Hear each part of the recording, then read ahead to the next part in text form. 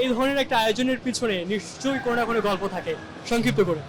সংক্ষেপে গল্পটা হচ্ছে ওয়ারফেজ তারা মাইকেল জ্যাকসনের বায়োপিকটা দেখে they were super excited inspired so they wanted to do a tribute to Michael Jackson so they reached out বললো যে একটা মাইকেল জ্যাকসনের ট্রিবিউট কিভাবে করা যায় আমরা পুরো একটা স্ট্রাকচার করলাম প্ল্যান করলাম কি কি করা যেতে পারে বের করলাম and then now you see this 4 মাসের কাজ this is the result so এখানে যে জিনিসটা আমরা দিতে চাই মানুষকে সেটা হচ্ছে যে মাইকেল জ্যাকসনের গান একটা অন্যভাবে এক্সপিরিয়েন্স করা ওয়ারফেস তাদের একটা নতুনত্ব নিয়ে আসতেছে গানের মধ্যে এবং এছাড়াও মাইকেল জ্যাকসন ওয়ারফেস নিজেদের গানও পার্টিসিপেট করছে।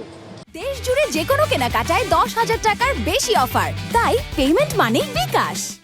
এবং 21 পদক পাওয়ার পর এটা ওয়ারফেসের ফার্স্ট সোলো কনসার্ট। তো আমরা যেটা করতে চেয়েছি যে এখানে অ্যাজ ইউ নো এই হলটা খুব লিমিটেড ক্যাপাসিটি অ্যান্ড আমরা যত ক্যাপাসিটি তার চেয়েও কম টিকিট ছাড়ছি যাতে এখানে আসতে পরে এই এক্সপিরিয়েন্সটা চমৎকার হয়, প্রত্যেকটা মানুষ সমানভাবে দেখতে পারে এবং এখান থেকে এমন একটা এক্সপিরিয়েন্স নিয়ে ফেরত যায় যে নেক্সট বার যখন আমরা নেক্সট কিছু নিয়ে আসবো তারা যাতে আবার আসে। আমরা আসলে বর্তমান সময়ে কনসার্টের ক্ষেত্রে একটা বিষয় খেয়াল করি, ছোটখাটো কিছু গ্যাঞ্জাম হয়, ঝামেলা হয়, বাট এই জায়গাটা কতটুকু চ্যালেঞ্জ মনে হলো আপনার এই প্রোগ্রামের ক্ষেত্রে? সো আমরা এই ভেন্যুটা এই বিসিএফসিসি স্পেসিফিক্যালি চুজ করেছি এটা যাতে না হয়।